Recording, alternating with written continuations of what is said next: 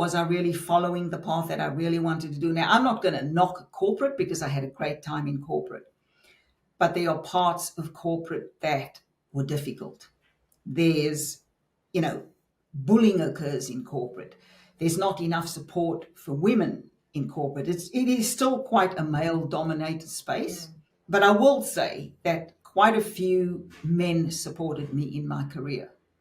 Right? As I grew in my career, there were a lot of men who forwarded that growth. So not all of the men were against us women, but it was difficult to talk to them, even the supportive ones, about that very trying menopausal journey. I found that very difficult to talk to them about because, even if you just mentioned, like, for example, when the younger women would say, I'm not coming in today, and they'd say, I've got my period and they're going through really bad cramps. If you just mentioned period, the men would literally, they'd oh my God, they shift uncomfortably and, because they just didn't want to have the conversations around men's health. It makes them incredibly awkward.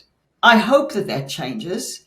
I actually believe that we women are going to have to champion the cause in the workplace. And some of the women that I work with now, aside from helping them change careers or identify what they need to identify to move into the career they love, I do also have the conversations with them about advocating in the workplace for women's support. You need to be the one sharing the stories, because if we don't, then no one understands. No one does. Yeah. And you don't make any inroads. Which I think is why those excerpts from your journal are so powerful and important in your book. I was thinking when you were saying about that and then talking about the women, having to go in and advocate, it made me think of, and I won't be able to attribute this quote to anyone specific, even though I know it is somebody's, but this idea of we don't heal in silence, we have to heal out loud. And we don't heal in isolation. We have to heal kind of in a collective. And I think of that when I look at your excerpts, it's like part of the healing I imagine too that it kind of exposing those is quite healing as much as it is vulnerable, because so much of the process of moving through something or healing from something is allowing it to be seen, allowing ourselves to be seen. And it sounds like the corporate arena was a really hard place for that to happen. That's right. And have those conversations, right? No, I couldn't have the conversations. And in the end, it was also the fact that I wasn't getting the support. Now, I need to be upfront and say I wasn't always asking for the support because I wasn't having the conversation. So, a lot of the men around me didn't know. They could see, like when I had the hot flash and I dashed out and blouse was wet, they knew something was going on. But yes, the other thing, because everything has become about being so politically correct, so many of them who may have been curious didn't feel like they could ask me the question, what's going on with you, Wendy, or start alluding to the changes in my body, or because that, they didn't want to end up in an HR department because they crossed lines.